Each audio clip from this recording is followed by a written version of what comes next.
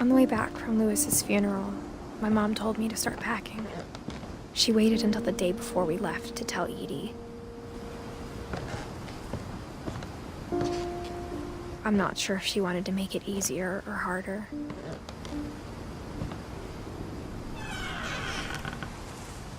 I wish we'd stayed. But I understand why we left.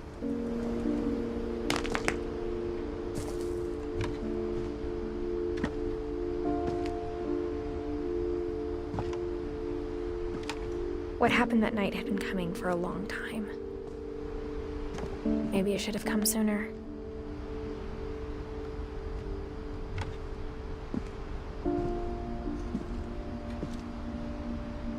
But it had to end one way or another.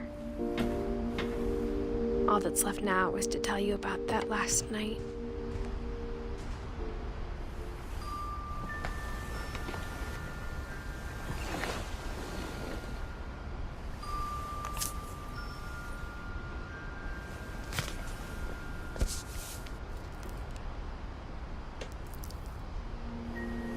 That whole last day, Edie just watched us pack and didn't say a word.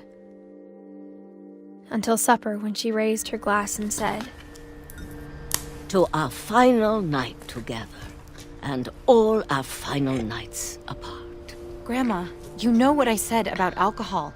Some of your medications are very Edith, specific. I left a present for you in the hallway. Why don't you go open it? The grown-ups have to argue now. I'm sorry, you're right. We're all leaving tomorrow. Let's just enjoy our last... I'm not leaving. Edith, you're excused.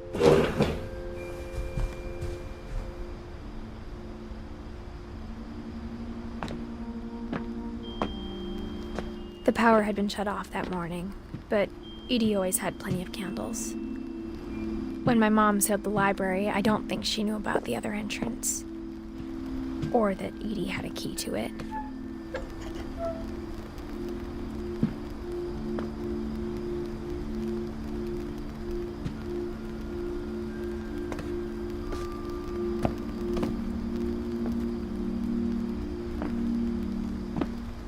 That thing you're afraid of isn't going to end when you leave the house.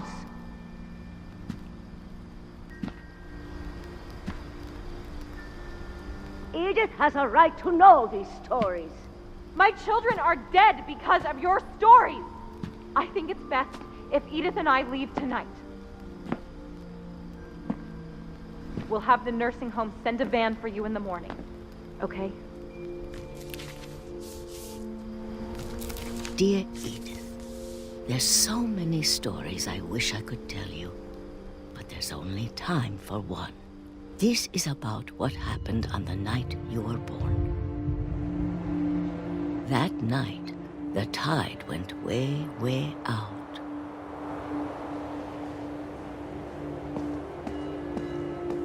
It was the first and last time I ever saw the old house aground. There'd been an earthquake out in the middle of the ocean.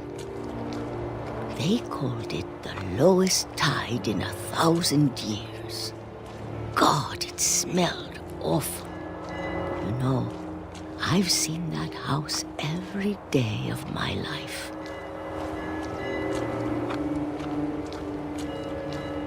But I never thought I'd go back to it. When the fog rolled in, I lost my way.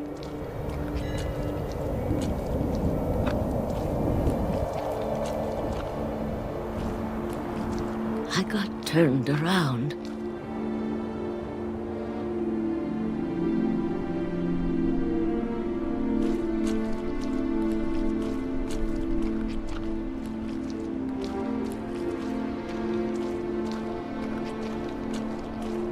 For a while, I wandered.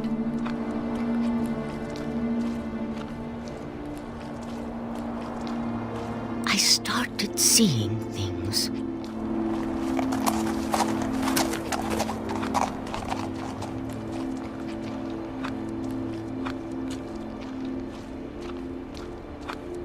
Things I'd forgotten had ever existed.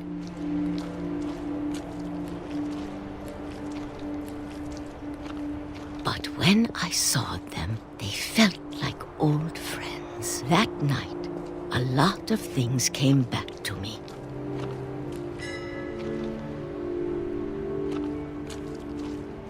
Or maybe I came back to them.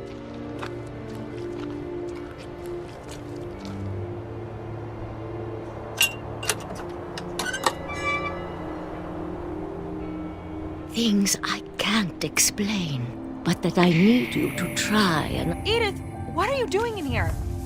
It's mine. Edith! Mom, you're gonna rip it! Let go! I kicked and screamed, but Mom dragged me to the car.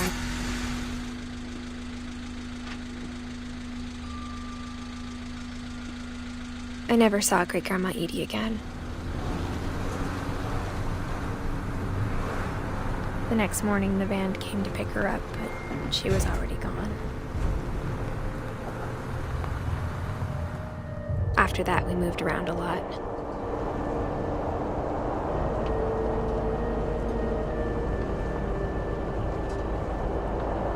We both tried to make the best of it.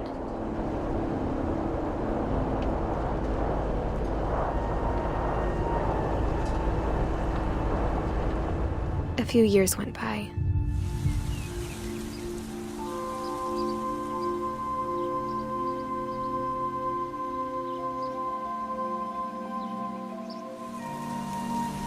My mom didn't like to talk about it. But she started getting sick a lot. The rest happened pretty quickly.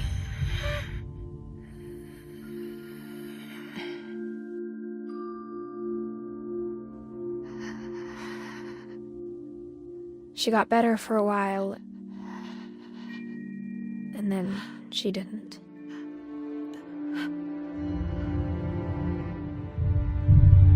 And then I was alone.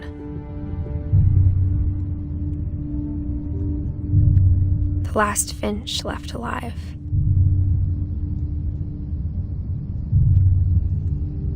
Until I found out about you.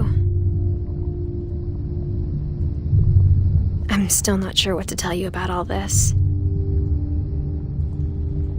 If we lived forever, maybe we'd have time to understand things. But as it is, I think the best we can do is try to open our eyes.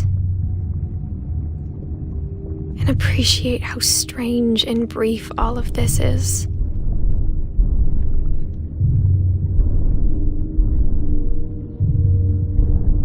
This journal was supposed to be for you.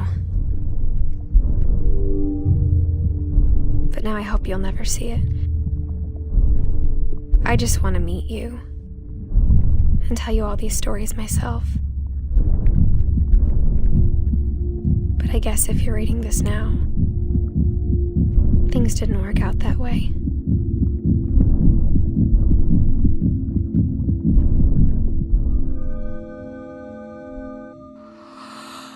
This is where your story begins. I'm sorry I won't be there to see it. It's a lot to ask, but I don't want you to be sad that I'm gone. I want you to be amazed that any of us ever had a chance to be here at all. Good luck.